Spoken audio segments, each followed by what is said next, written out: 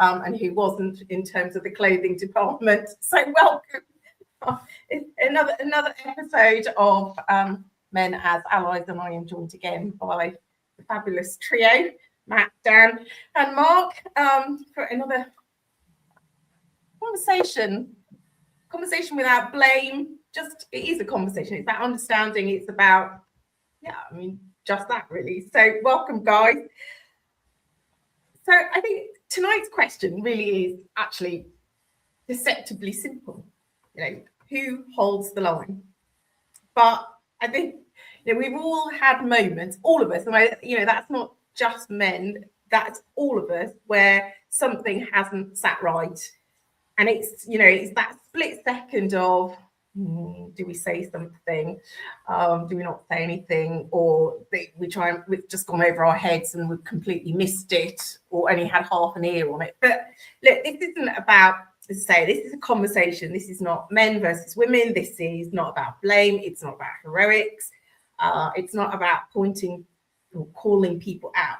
This is about conversation, about that moment where who is holding that line, and what that presentation, that uncertainty, that the responsibility, and then what happens next, and the culture in those ordinary moments. So Mark's post, that one that went viral, and again your post earlier today, Mark, talking about the reaction, the unexpected reaction. I think because what it exposed wasn't just disagreement, but it was just that tension. Some people heard lived experience, others heard accusation. And I guess that's half the challenge, where some others are just literally sharing their experiences. So I guess Mark, I'm going to throw it to you, because obviously a lot of this conversation started with the post. And I will drop the post in for anybody who has not seen it. So Mark can raise his impressions, but I think we all have been absolutely curious. I don't know, by the response. I guess I don't know. Over to you, Mark. I suppose it's time to be curious about it. And I think curious is a good way to approach it. Like, the post was designed to have a conversation, but obviously people thought they were being called out, with the intention was to call people in to the conversation and see where we could go. But I suppose now, and like some women were offended on behalf of men that they knew by the post as well, which I think has to be acknowledged as well in the point, right? But then the majority of comments were women being seen and said, "This is my experience. This is my lived experience." So I think we have to acknowledge that. And it begs the question about, it's competing realities in many ways. And that's why today I was talking about, I'd love to have people who disagreed come into the conversation, because we can talk, but we become an echo chamber if we all agree all the time. Whereas if we don't agree, then we have a direction of travel to find a place where we can agree, and that we can work from, and we can work towards. And if you feel that you're being attacked, well, then you're going to defend yourself, as opposed to, and so therefore I think in that regard, the post can't work, because if you're feeling attacked, you're only going to defend yourself. You're not going to, are you going to take the time to go, oh, why do I feel like I'm being attacked? What does this mean? And that's where I'd love us to get to in the conversation. But it starts at that point, which is absolutely ironic, given we're talking about women's safety and it's men who are attacked. Which is kind of sad at the same time that we're in that space.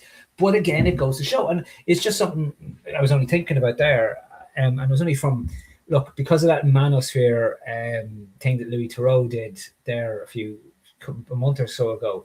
There's a lot of that kind of conversation around there, like, and I'm seeing a lot of that kind of thing. And it's back to, I think Dan was saying this the last day when we were talking about how men are lacking identity and don't know what it is. So they're trying to defend themselves in the space as well. They're trying to find male identity and feel that that's under attack.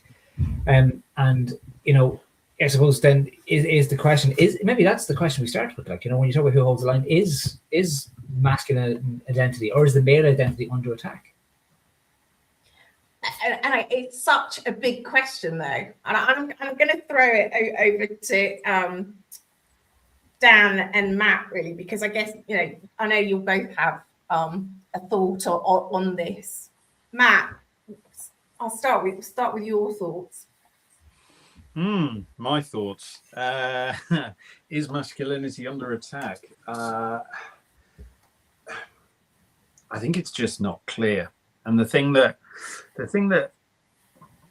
frustrates me a little bit is media feeds off controversy, right? And we've just, like, we're talking about this post of Mark that was, without intending to be, controversial. And that fed traffic, that fed reaction, that fed all of this. But the problem is, we've seen it, say, 12 months ago with adolescents and all the conversation about social media, and not just boys with that one, but just general online social media work. Now we've had the manosphere and all the conversation about that.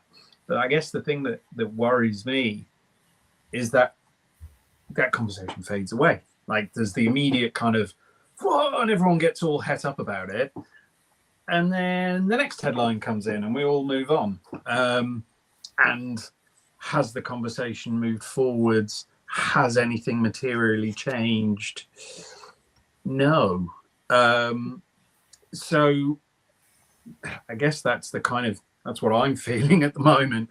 But I mean, masculine identity isn't clear because of all of this noise going on at the moment.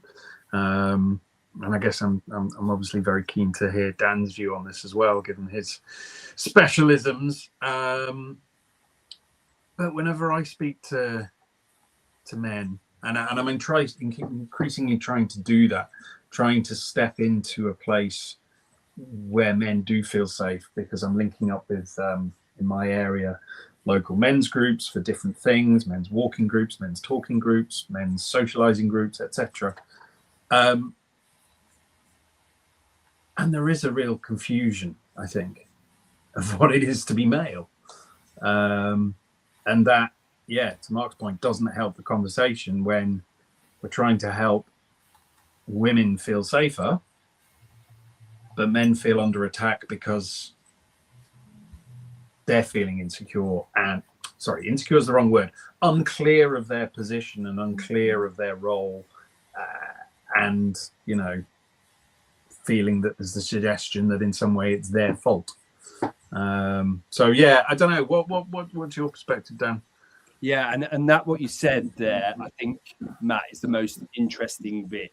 And it was what interests me most about the response to Mark's post, is that when we talk about these things and we talk about this stuff and we talk about how we don't want the world to be this way and we want to change, we want to do things differently, some men feel like they're being blamed.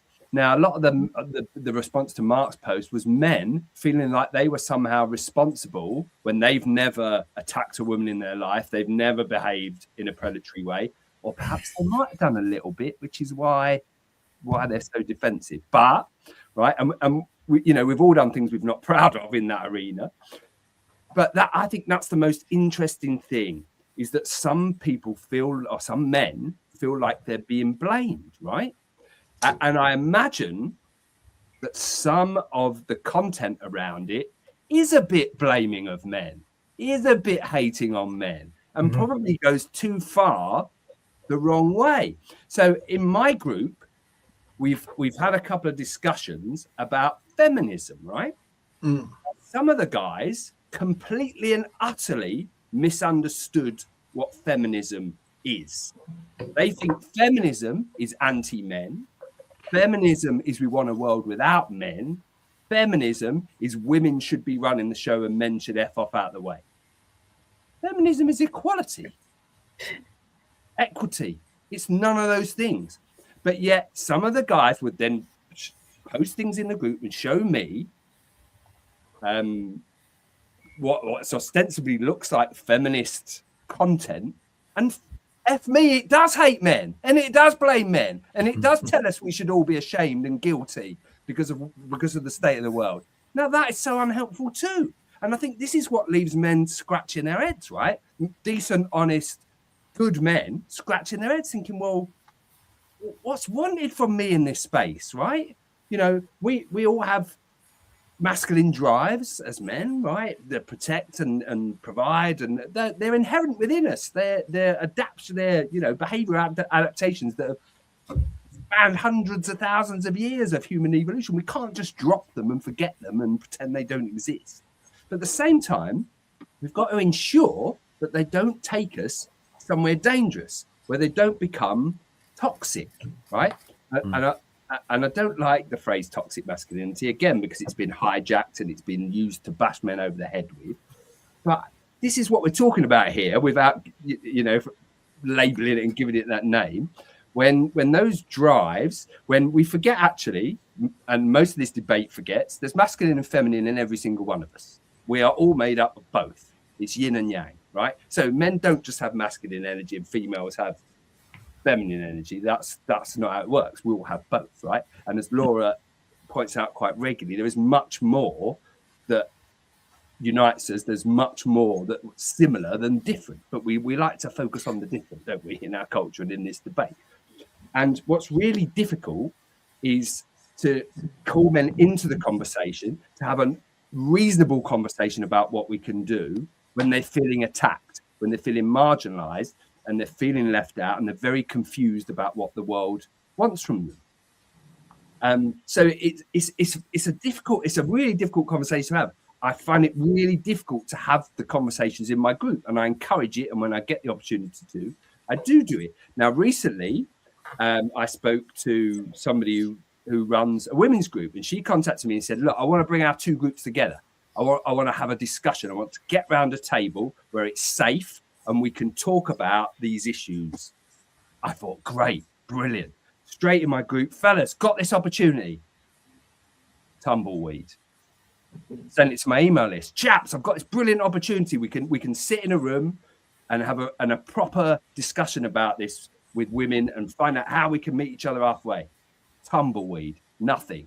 Then I got one guy in my group who has since left, attacking women, talking about feminism, blah, blah, blah. And as soon as they play 5 sets, then they can have equal pay in tennis. And I was like, mate, this is not how this group operates. We build people up, we don't tear them down.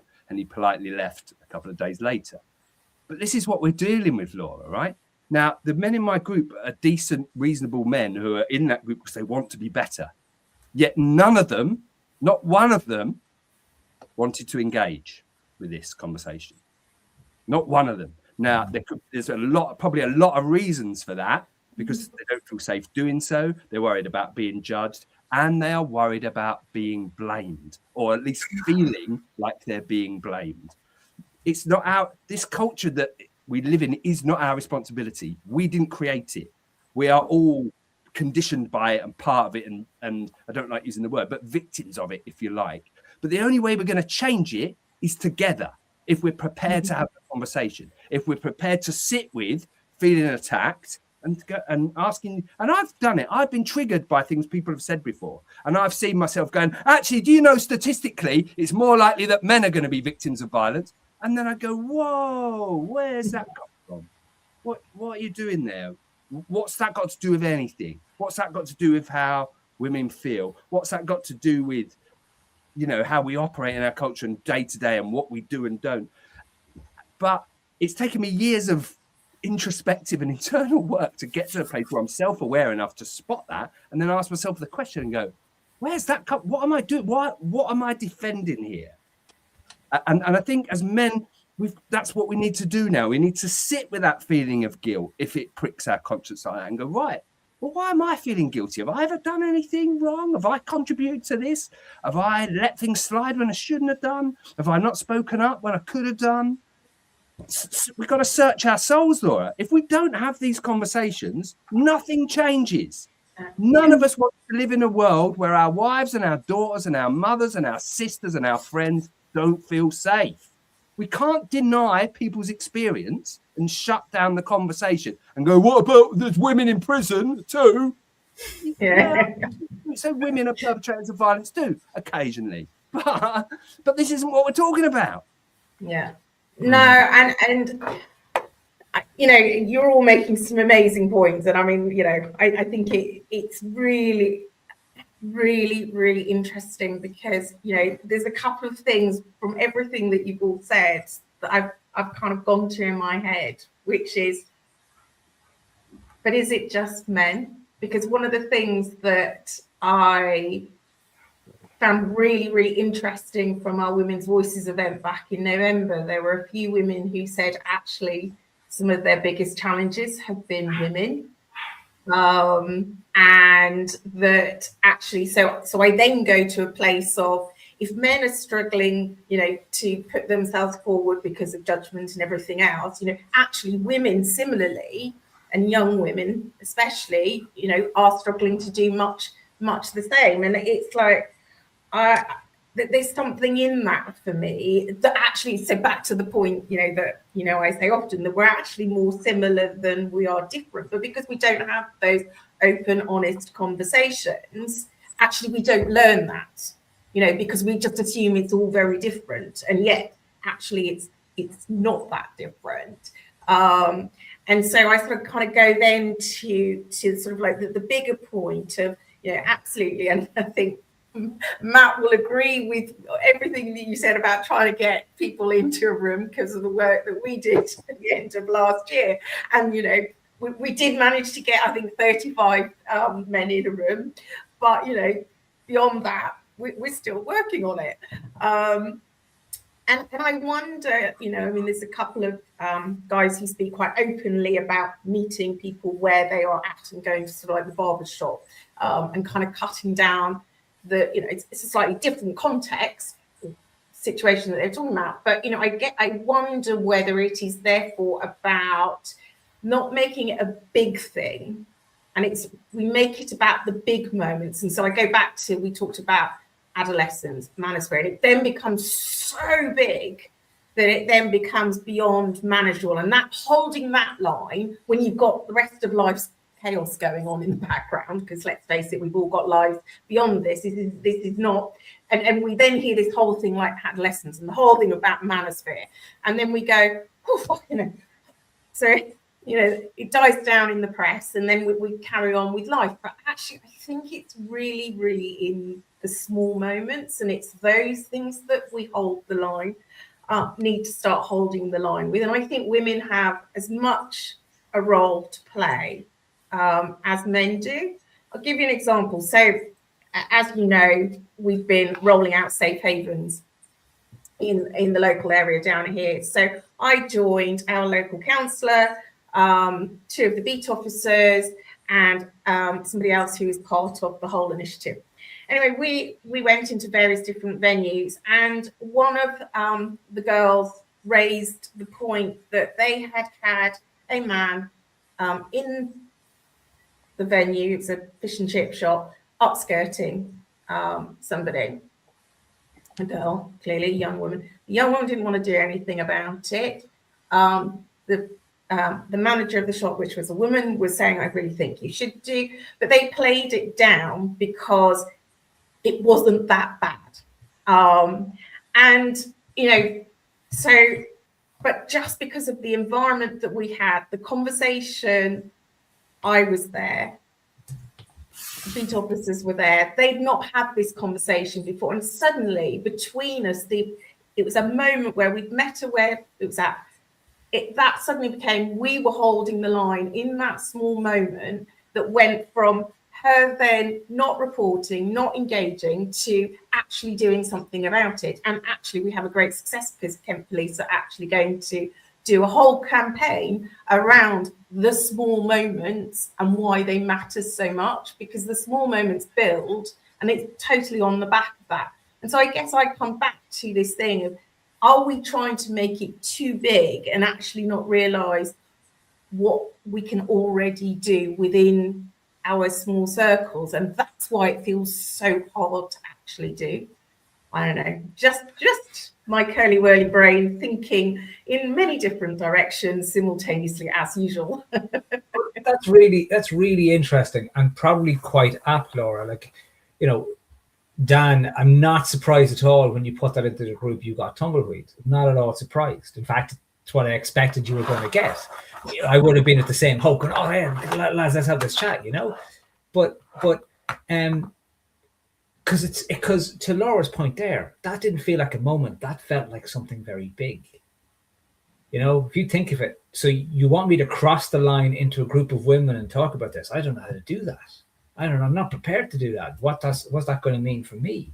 So, how, to your point, Laura, so what we need to now do then is create the moments to have that conversation.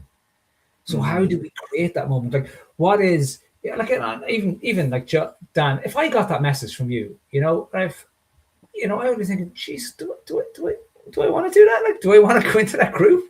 Like, that's how we reacted, Mark, actually, when Laura first said to us.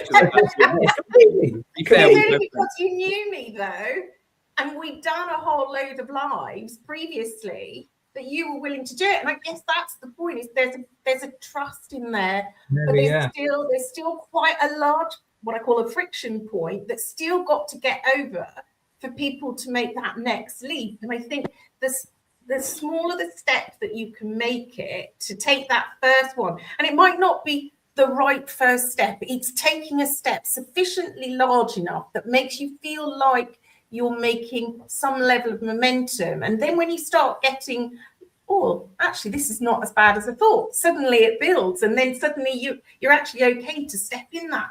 And that is where conversation for me is so crucial. And this just being, you know, curious, and Thomas has said, be curious with good intention. And that's right. Because the curiosity is to step in there and kind of basically just see where somebody is at and kind of reframe in the moment. But, you know, who has time for conversation now? That's the other thing, is the conversations all at the other end of it like this. And of course, that in and of itself is a whole challenge, because that is prone to misinterpretation. Because we're you know, that's if predictive text hasn't ruined half of what you were sending anyway. But yeah, I don't know, Matt, thoughts? I mean, I think Mark's hit the nail on the head a little bit there with how do you start the conversation? Because that's what I'm really struggling with. Like, I was just taking a look, and look, it's not my place. This isn't meant to be a criticism of the work that she's doing, but there's a lady online, Amy Watson, right, who runs Hassel. And I've seen her a bit on TV, and she's got a very big presence online, and she's creating a very good movement. She's getting allies to sign up and say, I don't want to be part of the problem, I want to be part of the solution. And that's great. And I'm not going to knock that in any way, shape, or form. However, the way that she's chosen to start that conversation, which clearly is working on one level because she's getting lots of people signing up to take part in that discussion, I'm also worried is also putting a hell of a lot of people off. Because I've looked at some of her recent posts. I was just literally triggering my memory by having a look here now. And there's posts around not all men, but, and then calling out the significant volumes. And then some stuff on the dark web that's been in the news recently about conversations about men sharing some obviously vile stuff about how to drug your wife or girlfriend or something that hit the news briefly. Who am I to say that it's not her right to call that out? Because that stuff is horrific. However, in calling it out in that way, she's also going to put everyone's backs up, as we've sort of seen with Mark. It's not me. Why are you calling me out? That's not fair. And I have done a lot of work, like Dan has, to get to the point where I can put my hand up and go, I've crossed the line.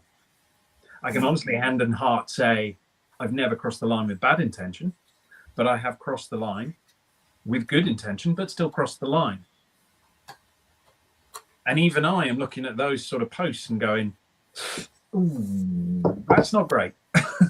So it's like it's how do you start the conversation? It's a really difficult one, because media response to noise and controversy but noise and controversy is going to turn people off. It's a very difficult balance. Yeah, and you want as many people in the conversation as possible. You want the conversation to be reasonable. You want people to not involved in the conversation to not feel attacked, to not feel judged, and to not feel blamed. Whereas, and I think this is what happened with Mark's post. Actually, was it was a very simple message. But the trouble is, the simple message doesn't get it, does it? Because life isn't black and white, it's nuanced, it's grey areas. So whilst Mark's intention in when posting that message was great, he wanted to start a debate, right? Here's how women feel. They feel like if there was no men, they could leave the house whenever they wanted, they could go wherever they wanted. Do you know what I mean? But it's not realistic. We're never going to have no men. And actually, if we could just get rid of the ones that are the problem, right, then maybe we'd be all right. But then what side of the line are the ones with it? Do you know what I mean? And it's like, so what do we do in order to tackle this? What exactly is the problem? Do we even know what that is? Do we know what the problem is? Do we know what the cause is? Do we know how we can intervene early to make sure our young boys and our young men aren't becoming predators? Or, you know, what is the problem? Is it genetic? Is it psychopathy? Is it the culture? And I think that's exactly it. We don't hang around long enough to actually listen to one another. So she butting in over you. So, I didn't hold the line there, but that's me who genuinely, we are so lost in the noise. We can't see the wood for the trees. We're so reactive. We're chasing a problem, but actually we've got the wrong bloody problem. You know, so we're trying to find solutions for that problem, but actually, because we haven't really understood what's going on beneath the noise, it's, you know, I see what happened is underneath. You know, what do we do that? And it's like, how do we change that? And the only way you can change that is when you get this shared understanding. And it has, you know, you have to go through that hairdryer moment first in some conversations to understand what's the other side of it. Otherwise, where does that go? You know, and I'm a firm believer that, you know, what's the phrase in NLP that goes, you know, something along the lines of, you know, there is no, it's not bad behavior. There's a phrase that's basically, you know, we never set out to do something with ill intention. Yes, and there's no such thing as bad people, just bad behavior, something like that, isn't it? It's something like that, but you know, it's just because the lens of the world that you see it on. I'll have to come back to what the phrase is, but there is definitely something like that.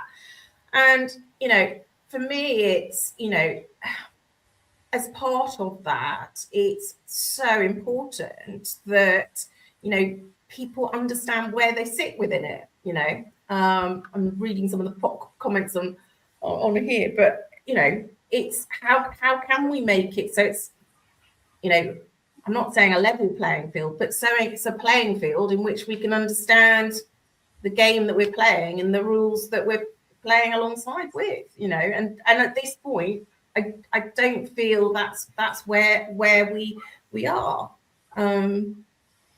Well, does it come to the point where we're talking about holding the line? Well, we need to understand where the line is. What is the line? What does the line look like?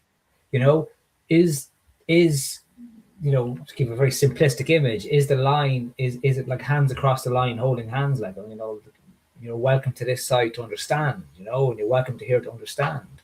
To the point there, the LinkedIn user, I don't know who that is. I think people want to see themselves in the conversation. We have spoken quite a bit about the need to call people in as opposed to call them out. So maybe we need to define where that line is as much as possible, because it's very grey. Like, what is that line? Where are we standing? Which part are we on? You know, like, we can't deny people's lived realities, but we also can't accept the situation that is as it is. So therefore, the line has to be something that challenges, because it's very hard for us to just, you know, go, oh, that's fine, then I'll do that, because we need to be challenged in some way to accept that there's, you know, a place we have to go to, a journey. So maybe that line is a step, couple of steps beyond. But we have to want to reach that line. We have to want to get to that line.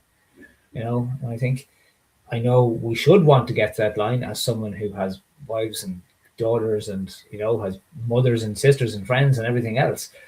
But I think the part of us that doesn't want to get to that line is the part of us that's comfortable where we are.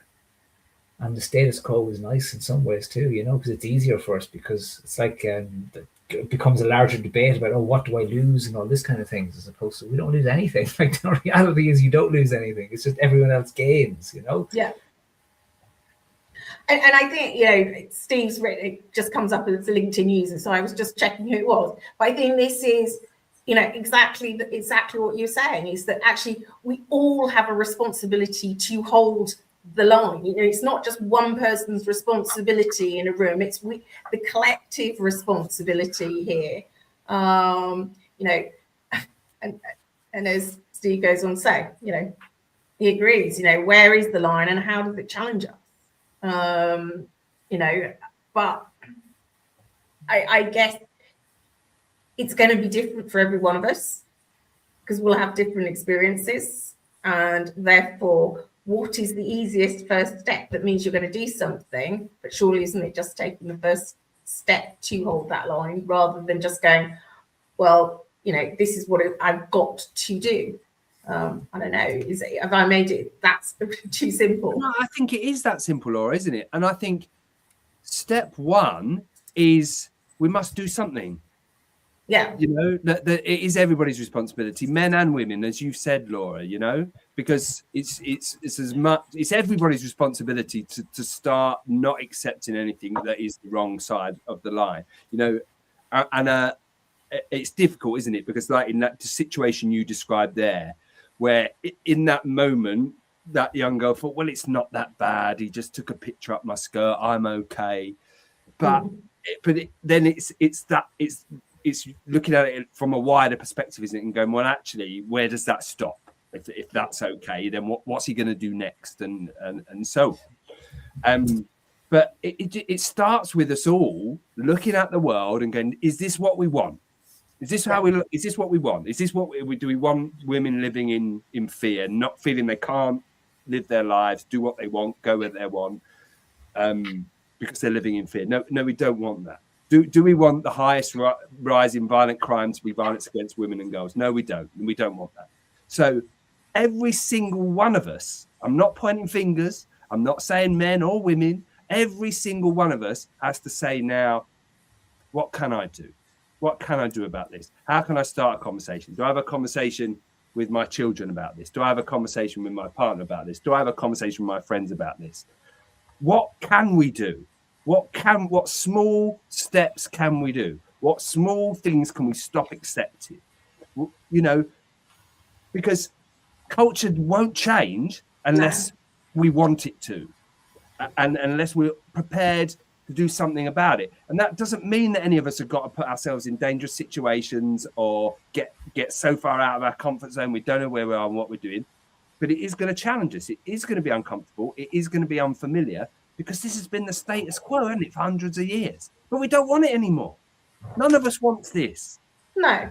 So, and you're right, Laura. I think these big conversations and the stuff in the press and all the fuss around it that comes and it goes, and us everyday Joes in our everyday lives, how does that actually relate to me? How does that relate to my life, to my family, to my friends, to my community? And what small things can I do? Can I take responsibility for, which is going to make a difference? Is going to make a change? Every one of us has that responsibility. We can't keep leaving it to somebody else. We can't keep pointing the finger saying it's them. It's their job. It ain't me, Gov. It's not good enough. It doesn't cut it. No. But because we should be feeling guilty or because we're blaming anybody other than the perpetrators of these things, but because we don't want our culture to be this way anymore. And unless we all accept that we've got to do something about it, nothing will change. No, I'm totally with you, Dan, because I think for me this is not a one person thing. I mean, I was reading, one of the comments here. You know, every single time it's either 100% agree or I am the problem. And there needs to be a greater understanding that if we shun men for entering the conversation, it's just women attempting to solve the problem. And I mean, look, this is exactly why this conversation has happened, because we will not move on unless we have this open discussion. Because for me, it's absolutely around, culture, building culture where people are not afraid to step in. And I mean that women and men. And, because at the moment, I think you could probably pretty much safely say that, it's not safe to do that. And then we wonder why people don't step in. These rooms are, and it is tumbleweed. So I think what we're actually talking about is how do we rebuild this sense of community connection, where there is this sense of belonging, shared ownership, and common responsibility, where we have this sort of people feeling part of something, because that's what this is for me. That's why I started this conversation, because there's I can't remember, sorry, one of you said, but there's no point in us having conversations and just shouting into a vacuum and hoping that if we shout louder, something's going to happen, because no change is going to happen by shouting louder. Not sustainable stuff. It's actually the quiet moments where we're taking steps. Maybe therefore, what do we think would change if we just had and gave ourselves that permission to just start with a small moment, whatever that is for any one of us, that we do something different next time. So maybe it's not about, big, bold steps that only certain people can hold the line. I think we all have a responsibility. So I don't know, but I guess the one thing I would say is that we can't ignore this, much to all the points that you've all shared. It just won't cut anymore. And the silence is not enough. Last thoughts from you all before we close. Well, I have to run right now, Laura, but I just like to say, and there's a couple of interesting comments there in the comments, and I can't see who actually said them. It just says LinkedIn user on my side, but if I think about having conversations with my wife over the years, and sometimes the conversation was repeated, she was having to make the same point to me again, and I would defend myself by saying, because I'm trying to learn, I'm trying to understand, I'm trying to get better. And I think as long as we're trying to get better, we're moving in some direction, and I'm not going to get it right, and we're not going to get it right all the time, and we know we're not going to get it right. But if we are called out for being wrong, we're trying to get it right, well, that's not going to help. We need to be called in saying, well, actually, this is the better way to do it. This is what I really mean. Okay, good. I'm learning. So we have to keep learning, and maybe learning until we've learned. And it's an understanding on both sides until we meet. I don't think we have to meet in the middle. I think we have a bit harder to travel on our side, But I think that's where we go. Maybe.